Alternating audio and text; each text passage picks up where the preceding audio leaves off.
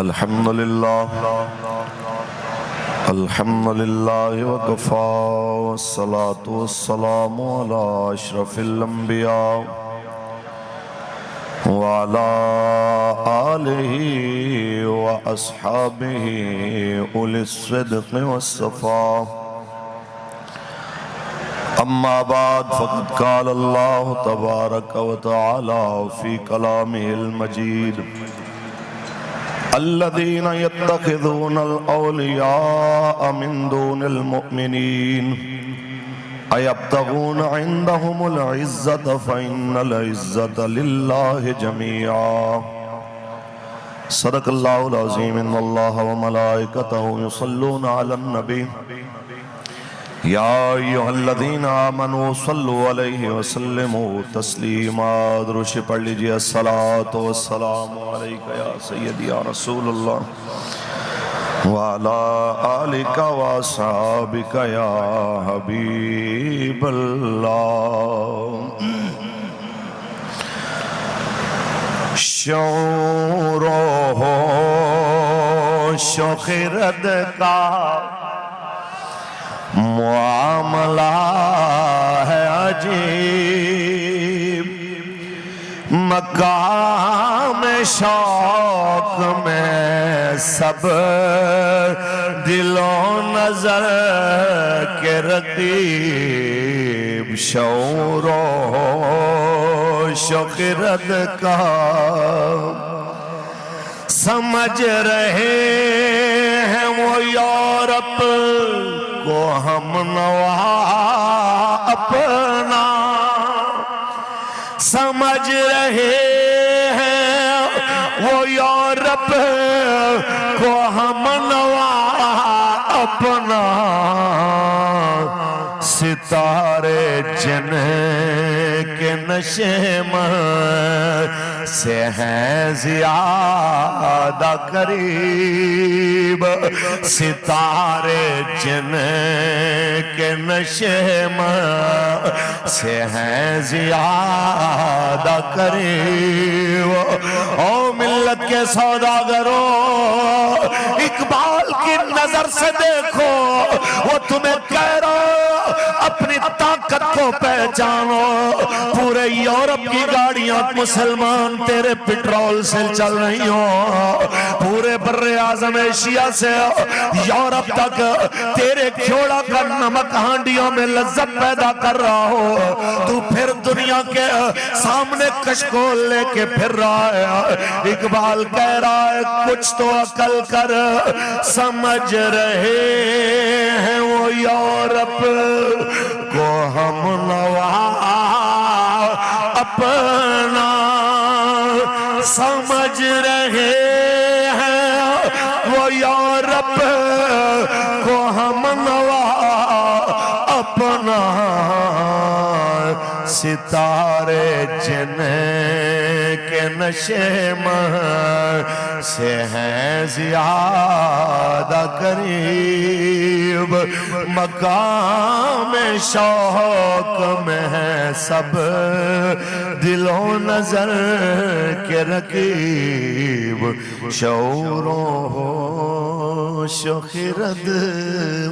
تاجدار ختم نبوت اللہ تبارک و تعالی جل وعلا کی حمد و ثنا کے بعد آقا نامدار شفیع روز شمار حضور احمد مجتبی محمد مصطفیٰ صلی اللہ علیہ وسلم کی ذات طیبہ پہ لامحدود درود و سلام کے نذرانے پیش کرنے کے بعد جگر گوشائے حضور امیر المجاہدین قائد ملت اسلامیہ صاحبزادہ محمد سعد حسین رضوی صاحب دامت برکاتہم العالیہ، مرکزی امیر تحریک لبیک یا رسول اللہ پاکستان اور اکس امیر المجاہدین جگر گوشہ امیر المجاہدین صاحبزادہ محمد انس حسین رضوی صاحب دامت برکاتہم العالیہ، تمام معزز اراکین شورا، سٹیج پر موجود مہمانان ذیوقار، حضور قبلہ امیر المجاہدین قائد عظیمت قائد ملت اسلامیہ حضرت علامہ خادم حسین رضوی رضوی رحمت اللہ تعالی علیہ، آپ کے اور سے پاک کی اس آخری نشست میں شریک ہونے والے نبی علیہ السلام کے سب غلام، میرے بابا جی کے سارے شعر،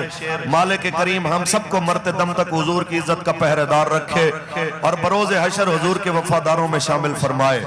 میں بس دو چار باتیں کر کے اجازت چاہوں گا۔ بات اتنی سی ہے کہ ہمارے کچھ صاحبان اقتدار اور صاحبان طاقت و ثروت لوگوں کی نظر میں یہ ہے کہ شاید پابندیاں لگا کے آپ حق کو چھپا کے کتمان حق کر کے اس عظیم پاور کا مقابلہ کر سکتے ہیں جو میرے مالک کریم کی پاور ہے، کیونکہ دین اسی کی پاور ہے اور دین اسی کی پاور کے ساتھ کھڑا ہے۔ تو جو اس دین کے ساتھ ٹکراتے ہوئے کبھی سوشل میڈیا پہ، الیکٹرونک میڈیا پہ، پرنٹ میڈیا پہ، یہ تو پابندیاں ہیں ہی ہیں، اس سے بڑھ کر آگے پاکستان کی عدلیہ میں ہمارے لیے انصاف نہیں، پاکستان کے میڈیا میں ہمارے لیے خبر دینے کی گنجائش نہیں۔ میں ان سب سے ایک سوال کرنا چاہتا ہوں کہ یا تو اپنے آپ کو یہ کہنا چھوڑ دو کہ ہم جناب غیر جانبدار ہو کے بالکل تمام پاکستانیوں کے نمائندہ لوگ ہیں اور ہم بالکل حق اور سچ دکھاتے ہیں۔ اگر تم واقعتاً سچ دکھانے والے ہو تو میں آج ایک سوال اپنا نہیں، یہ میرے سامنے شہداء کی تصاویر ہیں، آپ کے سامنے شہداء کی تصاویر ہیں، ان سب کا ایک سوال ہے، اگر آپ کی اجازت ہو تو میں وہ سوال سب کے سامنے رکھنا چاہتا ہوں۔ میرا سوال ہے، بلکہ یہ سوال ان شہداء کے بچوں، ان کے خاندان کی طرف سے ہے، اور سب سے پہلے میں ان کے حق میں آنے والی ایک قرآن کی آیت کوٹ کرنا چاہوں گا۔ آپ سبحان اللہ کہیں، میں اللہ کا قرآن پڑھوں۔ خالق کائنات نے ارشاد فرمایا وَمَن يَقْتُلْ مُؤْمِنًا مُتَعَمِّدًا فَجَزَاؤُهُ جَهَنَّمُ۔ میرے مالک نے فرمایا جس نے کسی مومن کو مارا بلا وجہ جان بوجھ کے ایک مومن کو قتل کیا، اس کی جزا جہنم ہے۔ اللہ اس پہ اپنا غضب، اس پہ اپنی لعنت ڈالنے والا ہے۔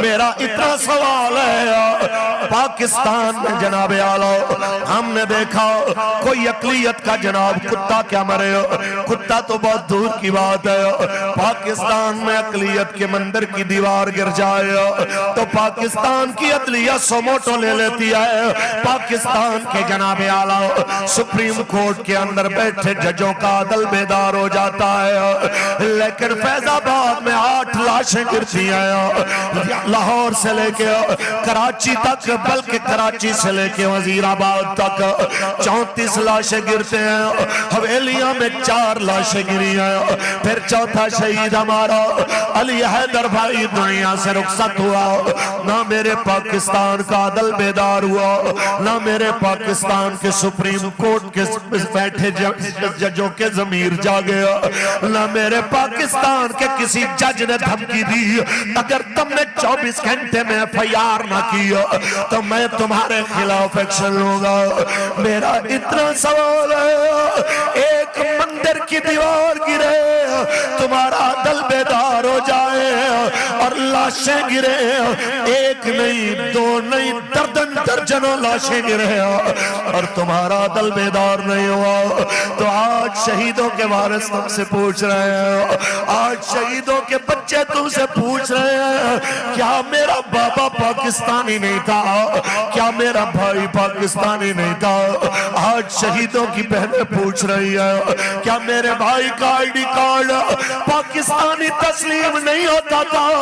آج علی حیدر شہید کا بوڑھا باپ تم سے سوال کر رہا ہے کہ میں چکی چلانے والا بوڑھا بابا ایک اپنے بیٹے کے سہارے پہ چکی بنائی کہ جو آٹا بھی اٹھاتا تھا، گندم بھی اٹھاتا تھا، وہ مضبوط بازو والا میرا بازو تو چلا گیا، اب کون ہے جو آ کے میرا سہارا بنے.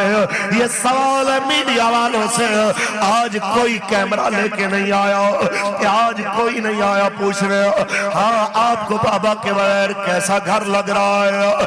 آج کوئی لیڈیز جناب اعلیٰ کر نہیں آئی جو علی حیدر کی بہنوں سے پوچھے تم 8 بہنوں کا اکیلا بھائی رسول اللہ کے نعرے لگاتا ہوا بے جرم و خطا مارا گیا, بتاؤ تمہارے سر پہ ہاتھ رکھنے کے لیے حکمرانوں میں سے کون آیا؟ آج کوئی نہیں آیا. آج اس بوڑھے باپ کو تسلی دینے کے لیے کوئی نہیں آیا. آج مبشر شہید کا بیٹا اپنی ماں سے بھی پوچھتا تو ہوگا اماں بتاؤ میرے بابا کو کیوں مارا گیا, تو وہ بتائے گی کہ تیرا بابا تو نعرہ لگا رہا تھا آمد مصطفیٰ آمد مصطفیٰ چہرہ والضحیٰ. وہ بتائے گی تیرا بابا تو صرف اور صرف نعرے لگا رہا تھا رسول اللہ کے اس جرم میں مار دیا گیا. وہ بچہ پوچھتا تو ہوگا ہم نے تو سنا ہے ریاست ماں جیسی ہوتی ہے, پھر کسی نے میرے بابا کے خون ناحق پہ آواز نہیں اٹھائی, کسی سپریم کورٹ کے جج نے, کسی پاکستان کے ISPR کے ترجمان نے, کسی نے اٹھ کے نہیں کہا کہ کوئی ہمارے لیے بھی آواز اٹھائے گا. کینیا میں قتل ہونے والے صحافی کے لیے رونے والوں, میں اتنا کہنا چاہتا ہوں خون کا رنگ جس طرح کا اس کا تھا اسی طرح کا رنگ ہمارے شہیدوں کا, لیکن فرق صرف اتنا ہے جو قدر اللہ اور اس کے رسول کی نظر میں ہمارے شہیدوں کی ہے میں سمجھتا ہوں تم تصور بھی نہیں کر سکتے کہ جناب اعلیٰ ان کا مقام ہمارے شہیدوں کا مقام کتنا بلند و بالا ہے. بس میں اتنا کہنا چاہتا ہوں ان سے بھی جو ابھی تک خاموش ہے, آپ تو ایک ایک چیز پہ ٹویٹ کرنے والے, آپ تو کبھی ناموس رسالت پہ کوئی نکلے تو کہتے ہیں کہ اور جب انہیں کہا جائے زمین پہ فساد نہ کرو تو کہتے ہیں ہم اصلاح کرنے والے ہیں. آج ٹویٹیں کدھر گئی, ہم نے تو کبھی پاکستان کو سری لنکا بنانے کی بات نہیں کی. او منافقو آنکھیں کھولو, یہ لاکھوں کا اجتماع تمہیں بتا رہا ہے اب تمہاری بدماشی اور دو رخی اور دوغلا پالیسی کسی صورت قبول نہیں ہوگی. او کشمیر فروشو, کس منہ سے اپنے آپ کو بے گناہ کہتے ہو, کس منہ سے اپنے آپ کو جناب اعلیٰ دودھ کا دھلا کہتے ہو.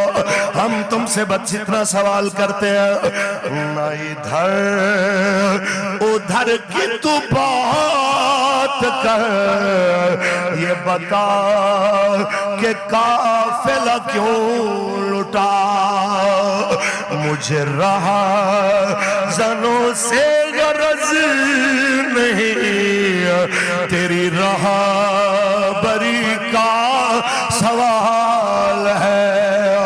یہاں سے لے کے آخری حضور کے غلام تک ایک عہد کیجئے میرے ساتھ, بلکہ میرے ساتھ کیا میرے سامنے میرے امیر محترم کے ساتھ, کہ آپ نے حضور کے دین کو تخت پہ لانے کے لیے اپنا ووٹ بھی دینا ہے, سپورٹ بھی دینی ہے, اور آپ نے ان شہیدوں کا بدلہ لینا ہے. چاہے حالات جتنے مرضی کٹھن ہو جائیں, ہم نے حضور کے دین کے لیے میدان میں کھڑے ہو کے یہ بتانا ہے کہ ہم صدیوں بعد بھی مولا حسین کے جناب اعلیٰ نام لیوا خادم حسین کے اسی نظریے پہ کھڑے آئے کہ خون حسین کی قسم یہی ہے عرض کربلا, لاکھوں یزید ہیں یہاں کلمہ حق اٹھا کے دیکھا. او بیوروکریسی, او نام نہاد اداروں والوں, او بڑے بڑے منسٹروں, صدر اور وزیر اعظم, تمہارے خلاف بات بہت ہو سو موٹو بھی ہوتے ہیں اور جناب ماورائے عدالت بھی اقدام ہوتے ہیں. رسول اللہ کے دین کی حدیں پامال ہو رہی ہے. ایسی فلمیں مارکیٹ میں تمہاری نگرانی اور تمہارے پہرے میں چل رہی ہیں جو رسول اللہ کی حدود کو اللہ کی حدود کو پامال کرنے والی ہے. تو یاد رکھیے تمہاری حدیں کمزور ہیں, تمہاری حدیں جناب اعلیٰ معمولی ہیں. میں اتنا کہنا چاہتا ہوں میرے رب کی مضبوط حدوں کو چھونے کی کوشش نہ کرنا ورنہ تم نہیں رہو گے, تمہاری قبروں کے کتبے نہیں رہیں گے. لیکن رہے گا یوں ہی ان کا, رہے گا یوں ہی ان کا, رہے گا یوں ہی ان کا, کیونکہ کوئی گل باقی رہے گا نہ چمن رہ جائے گا, بس رسول اللہ کا دین حسن رہ جائے گا. تقریر میری ختم. میرے بابا جی نے ایک جملہ بولا تھا, صدیوں بعد ہزاروں سال بعد بھی میری قبر پہ کوئی آؤ کہ لبیک کا نعرہ لگائے گا تو میں اپنے مزار شریف سے انہیں جواب دوں گا. ایک بار کھڑے ہو کے یوں لبیک کا نعرہ لگا دو کہ میرے بابا جان بھی اس جواب میں شامل ہو اور آپ کی روح پرفتور راضی ہو جائے کہ آج یہ لاکھوں کا اجتماع اس نعرے کو یاد کر چکے ہیں جو میں انہیں یاد کرا کے آیا ہوں. لبیک لبیک لبیک یا رسول اللہ.